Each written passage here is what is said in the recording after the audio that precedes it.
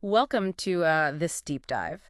We're going to be diving into late 19th century Chilean colonization. You probably already know that this era, it was a time of massive efforts to populate huge territories and really reshape the entire social and economic scene of Chile. Yeah, yeah. But have you ever heard of the General Agency for Colonization of Chile in Europe? I haven't, no. So this agency, it was a major player in shaping Chile's future, and that's what we're going to be looking at today. They're like this hidden hand kind of guiding things behind the scenes. Exactly. Yeah. Like a silent partner in Chile's development. Yeah, you see, when we think about colonization, we often just picture, like individuals or families packing up and making the journey. Right. But Chile, they took a different approach. Yeah. They had this whole system in place, almost like a well-oiled machine, with the general agency right there at the helm, steering the ship. So it's almost like they were playing matchmaker on a grand scale. Exactly. They're pairing these hopeful immigrants with the opportunities that Chile had to offer. That's a fantastic way to put it. And to really grasp how they operated, we need to rewind a bit, take a look at what Chile was like back in the late 1800s. Okay. They had these vast, truly vast territories, especially down south, that were practically empty. But they saw them as bursting with potential. So they recognized that people, the right people that is, were the key to unlocking that potential. Exactly. Colonization, it wasn't just about filling empty space. Right. It was a multi-pronged strategy. It was about, creating thriving communities that would solidify Chile's claim, but it was also about invigorating their economy, especially agriculture, and then also enriching their culture with new skills and perspectives from all these newcomers. And here's where it gets really fascinating. So they didn't just want to start from scratch. They looked around at other successful colonization models, and the United States stood out. What was it about the U.S. model that was so appealing to these Chilean policymakers? Well, the U.S., with their whole westward expansion, provided a pretty compelling case study. Yeah. Chilean leaders, they saw how targeted immigration policies, really fueled rapid economic growth and territorial expansion. Yeah. But they were also aware of the potential downside. Of course, yeah. They'd seen the social tensions, the conflicts that arose in the U.S., and they wanted to learn from those mistakes as they embarked on their own colonization project. So they had the motivation, they had the model, but then comes the real hurdle. How do you convince people to pick up their lives and move halfway across the world to Chile? Right. This is where our mysterious agency steps onto the stage. Exactly. And get this, they chose to set up shop not just anywhere in Europe, but in Paris? Ooh, Paris. My Paris of all places. It might seem like an odd choice at first glance, right? But it was actually a brilliant strategic move. Okay. Remember Chile, they weren't just looking for one specific type of immigrant. Yeah. They were casting a wide net, hoping to attract people from all corners of Europe. So it was about maximizing their reach. Precisely. And Paris at that time, it offered a few key advantages. Okay, let's break down the strategic masterstroke.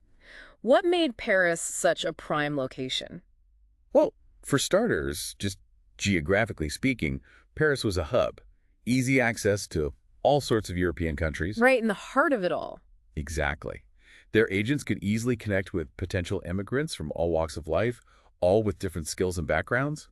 It's like the ultimate networking spot. Exactly. But there had to be something more. Why else would Paris be so appealing? Okay, this is where it gets even more interesting.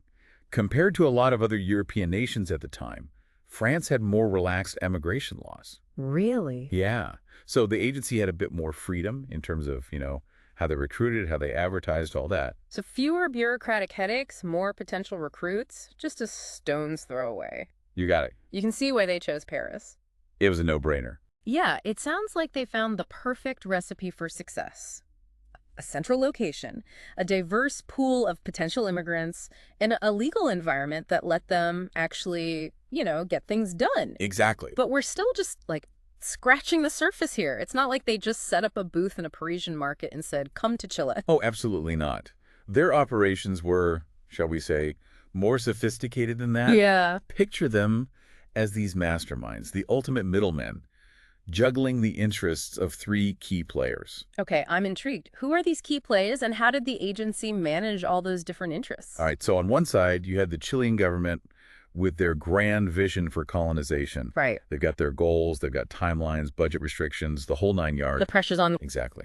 And then on the other side, you had Individuals, families, all hoping for a fresh start, each with their own dreams, their anxieties about packing up and moving across the ocean. And of course, we can't forget about the actual journey. Oh, absolutely not. We can't Yeah. forget the logistics. Yeah. And that's where the third key player comes in, the shipping companies. The agency was responsible for hammering out those contracts, securing passage for the immigrants, making sure the whole process from recruitment to boarding the ship went as smoothly as possible. It's like a giant complex puzzle. It really was. With all these moving pieces. Absolutely. Wow, talk about a logistical masterpiece. I mean, seriously, this agency was on top of it all, balancing the government's vision, the immigrants' hopes, the actual travel, everything. But what did a typical day at the office even look like for them? Oh, it was a whirlwind. One of the big things they did was send out these sub-agents to, like, scout for potential immigrants. Oh, really? Yeah. Imagine these folks traveling all over Europe, going to little towns, villages, holding meetings, basically giving these sales pitches about why people should drop everything and move to Chile. It's like something out of a movie. So what kind of tactics did these subagents even use? What were they promising to convince people to move across the globe? They painted this picture of Chile as, like, the land of opportunity, emphasizing the fertile land, the chance to actually own property, the whole build a better life thing. Right. They would often tailor their pitches to specific groups, highlighting stuff that would appeal to farmers or, say, artisans, skilled laborers, that sort of thing. Makes sense, catering to their dreams. But it couldn't have always been easy, right? I mean, they were asking people to leave everything they knew behind. There had to be some pushback. Oh, absolutely. They had hurdles to overcome. Yeah. I mean, some governments, they weren't too keen on losing their citizens to immigration, right? Right.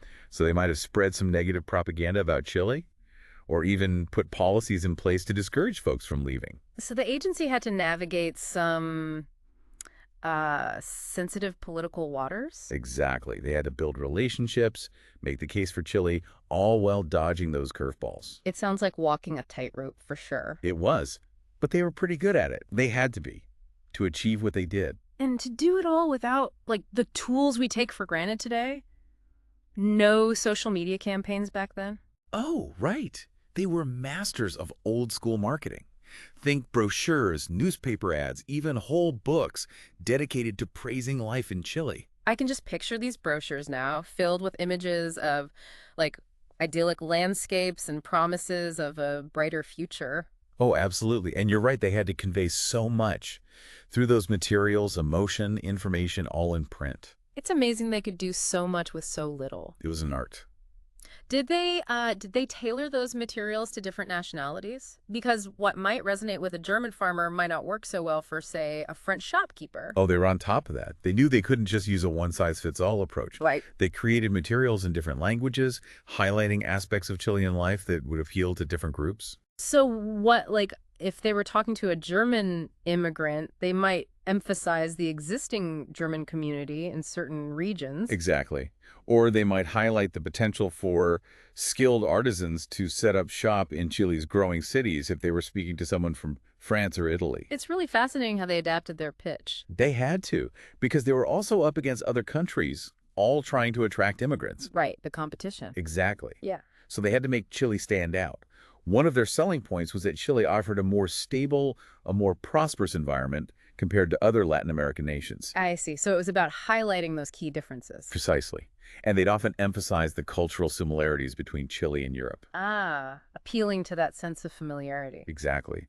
Highlighting the strong European influence on Chilean society. It's like they were playing a high-stakes game of strategy. They were. They had to be savvy, aware of global migration patterns, perceptions, all that. And all of this effort to attract the very people who would eventually shape their nation. It really goes to show, history isn't just made by big events. Right. It's also shaped by all these individuals working tirelessly behind the scenes. Absolutely. And speaking of shaping a nation, let's dive into how this grand colonization experiment actually played out on the ground. Okay. The research mentions two specific projects, the Araucania region and Chiloé.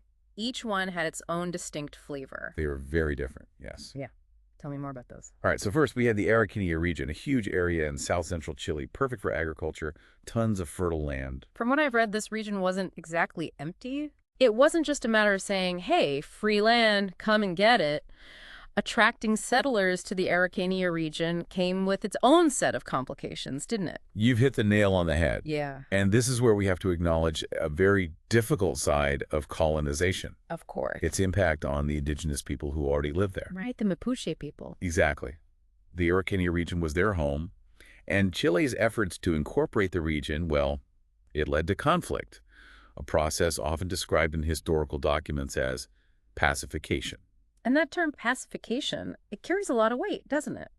It's a reminder that expansion for one group often meant displacement for another. It does. How did this history of conflict affect the agency's work, their attempts to attract settlers to the Araucania region? It definitely added another layer of complexity to their mission. They had to balance these promises of opportunity with, the reality of settling in a region marked by recent conflict. So some potential colonists might have been put off by that, while others might have seen it as, taming the Wild West kind of thing. Exactly. It really underscores how colonization, with all its potential, often unfolded against a backdrop of, well, displacement and conflict. It's a complicated legacy, no doubt about it. Definitely. And speaking of complicated legacies, let's shift gears to Chiloé. Now, Chiloé, that presented a whole other set of challenges altogether. It did. Picture this, a rugged, sparsely populated island off the coast of Chile, Beautiful but harsh. known for rough weather and, well, isolation. Not the easiest sell. Not exactly a tropical paradise. No. Not exactly a tropical paradise. No, not quite. So how did the agency even begin to tackle, selling this one? You couldn't exactly slap beachfront property on the brochures for Chiloé. No, they had to get creative. Yeah. Instead of just, sending out a generic message, Yeah. they focused on specific nationalities, the British and the Germans, primarily.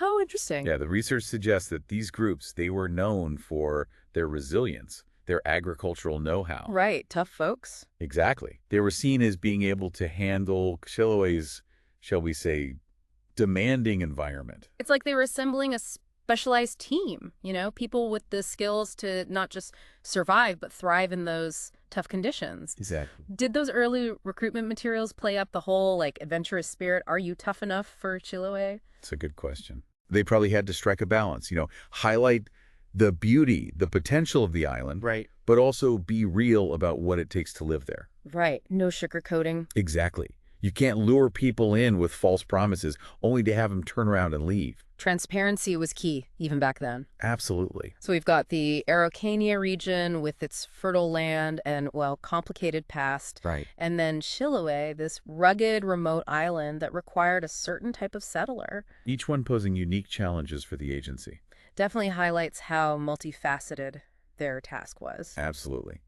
And speaking of diverse challenges, let's talk about the immigrants themselves for a moment. Okay. Because I found something pretty surprising in the research. Oh. Between 1882 and 1894, the largest group that immigrated to Chile, it wasn't the Germans, as many might assume. It was actually the Spanish. Wow, I wouldn't have guessed that. It goes to show sometimes our assumptions about history don't match up with the actual data. Definitely. While German immigration was significant, we can't overlook the bigger picture. Precisely. The agency attracted a really diverse mix of Europeans. It makes you wonder what factors might have made Chile a more attractive destination compared to other Latin American countries at the time. Right. It's a complicated question. No easy answer. Yeah. But there are a few things that likely played a role. For the Spanish, cultural and linguistic ties probably made Chile seem like a more familiar place. Makes sense. Others might have been drawn to Chile's relatively stable political scene or its growing economy. Right, the opportunity for a better life. Exactly. And we can't forget about chain migration. Right, where people follow family and friends who already settled somewhere. Exactly. One person's decision to emigrate could influence an entire network back home. It's amazing how these personal connections shape global movements, even back then. Powerful stuff. It wasn't all just random chance, though, right? The agency played a role in choosing who to pursue. Oh, absolutely. They had their preferences. Which makes me think about that idea of the ideal immigrant, a recurring theme in history. Who did Chile see as desirable and who might have been seen as less so? It's a question that reveals a lot about the values and priorities of that era. For sure. While the agency sought a diverse range of Europeans, there was a clear preference for certain skill sets, certain backgrounds. People they thought would contribute to society? Exactly. Those seen as more likely to contribute economically, assimilate culturally, those folks were often prioritized. Like farmers with a proven track record, artisans with in-demand skills, families that fit a certain, vision of stability, those were highly sought after. It's a reminder that immigration policies, even back in the 19th century, were often about shaping a nation's social fabric. Absolutely. It's a legacy that still sparks debate today. Who's welcomed, who's excluded, why? Those are questions that remain relevant. Now, something I found interesting, almost a contradiction, was how the agency, while clearly successful, often downplayed their own achievements. Right. They helped bring thousands of immigrants to Chile, but they almost shied away from taking credit for it. Exactly. Why do you think that was? One explanation might be the political climate at the time. Colonization was a hot-button issue. Right. Not everyone was on board. The agency faced criticism from all sides. Some said they weren't doing enough. Others criticized their methods, even the whole idea of large-scale immigration. So, by downplaying their role, they were trying to avoid controversy. Exactly. It was a way to manage expectations, avoid making waves. Fly under the radar. Precisely. Makes sense. They couldn't stay out of the spotlight forever, though. True. The research mentions that their priorities shifted over time. They did.